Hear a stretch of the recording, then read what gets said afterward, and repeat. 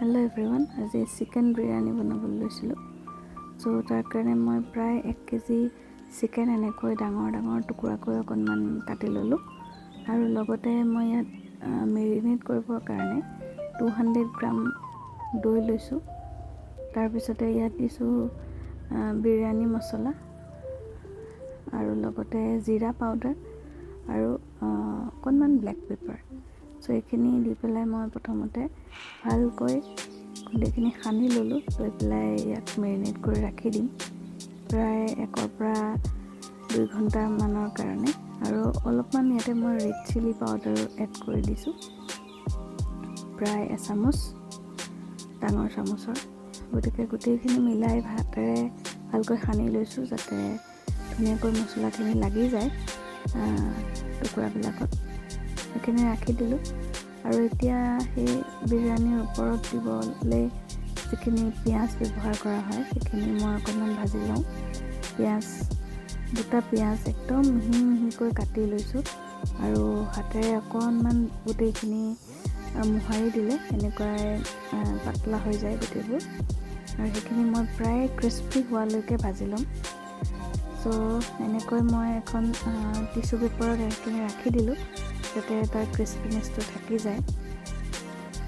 এতিয়া কেৰাহীত মই একেখিনি তেলেই ব্যৱহাৰ কৰিছোঁ। তাতে মই দিছোঁ গোটা জিৰা, তেজপাত আৰু লগতে 3টা পিঁয়াজ মই কাটি ল'লোঁ। সেই কাটি লোৱা পিঁয়াজ 3টা মই দি দিলোঁ।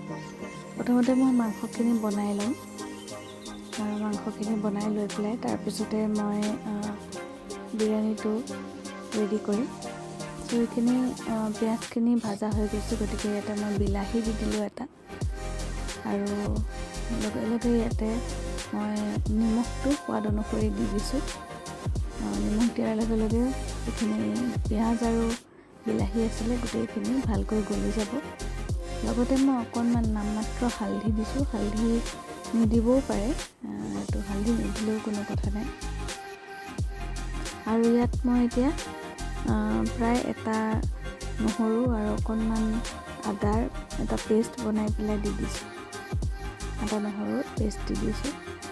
সেইখিনি অকণমান ধুনীয়াকৈ মছলাখিনি যাতে ধুনীয়াকৈ ভাজ খায় তেনেকুৱালৈকে মই ভাজিম। আৰু বাকী ড্ৰাই মছলাত মই ইয়াতে জালুকৰ গুড়ি ব্যৱহাৰ কৰিছোঁ, লগতে দিছোঁ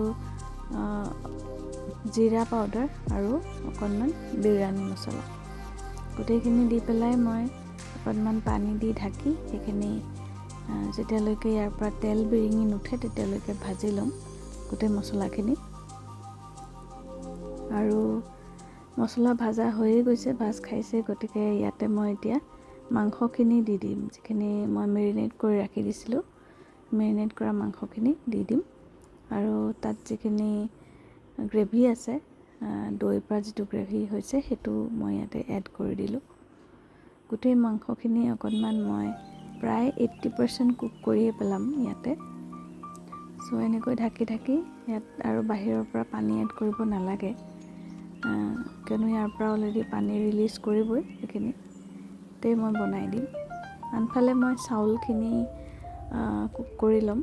মই প্ৰায় 700 গ্ৰামমান চাউল লৈছোঁ। মই বাচমতি চাউল লৈছোঁ, অকণমান লং গ্ৰেইন চাউলটো ল'লে ভাল হয়। ইয়াক 3 পৰা 4 বাৰ ধুই ল'লোঁ। লৈ পেলাই ইয়াক পানী দিছোঁ আৰু লগতে গোটা গৰম মছলা, পদিনা পাত, ধনিয়া পাত আৰু অকণমান বিৰিয়ানী মছলা এড কৰি দি পেলাই একেবাৰে শেষত এচামুচ ঘি দি দিছোঁ, তেতিয়া ষ্টিকি হৈ নাযায়, লাগি নধৰে চাউলবিলাক। ইয়াকো মই সেই 70% কুক হ'বলৈ এনেকৈ গেছৰ ওপৰত উঠাই দিলোঁ। অলৰেডি মোৰ চাওকচোন মাংসখিনি সিজিয়ে আহিছে। মোৰ গ্ৰেভিটো অকণমান একেবাৰে নাইকিয়া হৈ গৈছিলে কাৰণে মই অকণমান পানী এড কৰি দিলোঁ।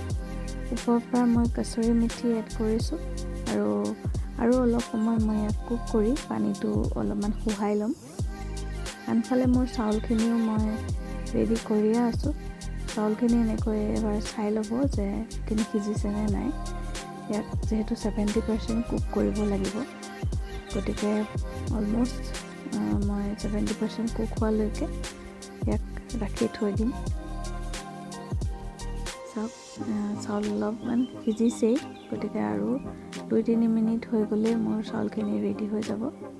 চ' এইখিনি চাউল হোৱাৰ পিছত মই এনেকৈ ফুটা থকা খৰাহী এটাত এনেকৈ কাঢ়ি পেলাই থৈ দিলোঁ আৰু লগালগ ঠাণ্ডা পানী অলপমান দি দিব লাগে, তেতিয়া লাগি নধৰে। আৰু এতিয়া মই লেয়াৰিং কৰিম। চাউল আৰু মাংসখিনি যিহেতু ৰেডি হৈ গৈছে, গতিকে এই পাত্ৰটোৱে মই ব্যৱহাৰ কৰিম। তলত অকণমান ঘি দি লৈছোঁ আৰু এতিয়া মই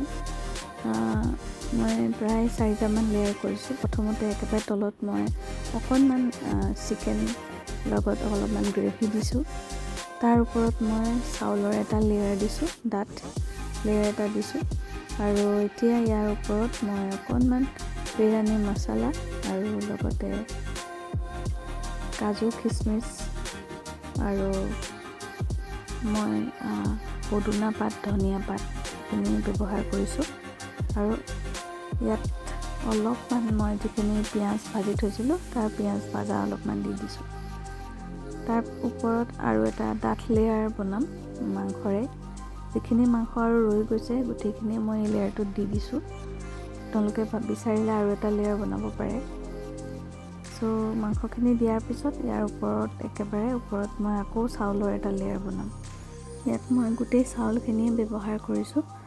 আৰু এতিয়া একেবাৰে ওপৰত মই বাকী থকা পিঁয়াজখিনি দি দিলোঁ, লগতে ধনিয়া পাত, পদুনা পাত আৰু যদি কচুৰি মেথি দিম বুলি ভাবে দিব পাৰে। সেইটো যিখিনি মই ড্ৰাই ফ্ৰুটছ, কাজু খিচমিচ আৰু অকণমান বিৰিয়ানী মছলা দি পেলাই এচামুচ ঘি ব্যৱহাৰ কৰিছোঁ ওপৰৰ পৰা আকৌ।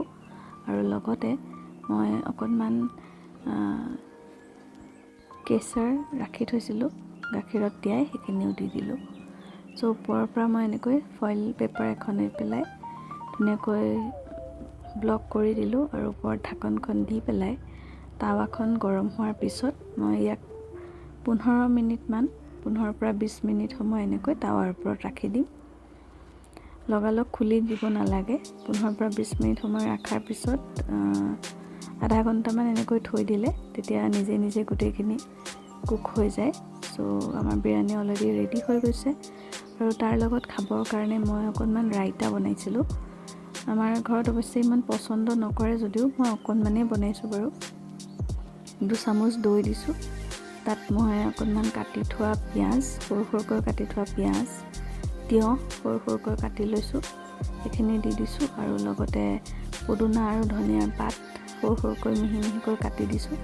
অকণমান চাট মছলা এড কৰি দিছোঁ। আৰু যদি বিচাৰে তেনেহ'লে অকণমান জিৰা পাউডাৰ দিব পাৰে। মই অকণমান দিছোঁ। আৰু লগতে অকণমান ক'লা নিমখ, চেনি যদি দিওঁ বুলি ভাবে দিব পাৰে যদি বেছি টেঙা থাকে দৈখিনি।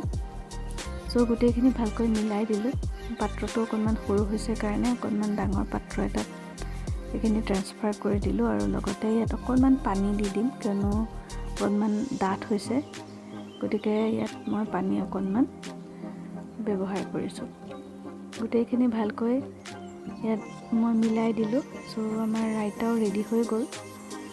গতিকে সেয়া চাওক, আমাৰ বিৰিয়ানীটো ৰেডি হৈ গৈছে। প্ৰায় আধা ঘণ্টামানৰ পিছত মই এনেকৈ খুলি পেলাই আপোনালোকক দেখাইছোঁ। চ' বিৰিয়ানী ওলাওঁতেও অকণমান সাৱধানেৰে ছাইডৰ পৰা উলিয়াব লাগে, নহ'লে গোটেইবোৰ মিল নাখালে পিছত ভাল নালাগে খাই পেলাই। গতিকে অকণমান মিলাই লৈছোঁ। আৰু মিলাই লোৱাৰ পিছত আপোনালোকে পৰিৱেশন কৰক ধুনীয়াকৈ। চাওক, বিৰিয়ানীৰ লগত ৰাইতা আৰু আমাৰ নেমু আৰু পিঁয়াজ। চ' খাই বৰ ভাল লাগে। এনেকৈ যদি আপোনালোকে বনাই খোৱা নাই তেনেহ'লে বনাই খাবচোন। ঘৰতে একদম হোটেলৰ নিচিনাকৈ বনাই খাব পাৰিব। আৰু দেখিছেনে একদম এটা এটাকৈ বনি ৰেডি হৈছে বিৰিয়ানীখিনি।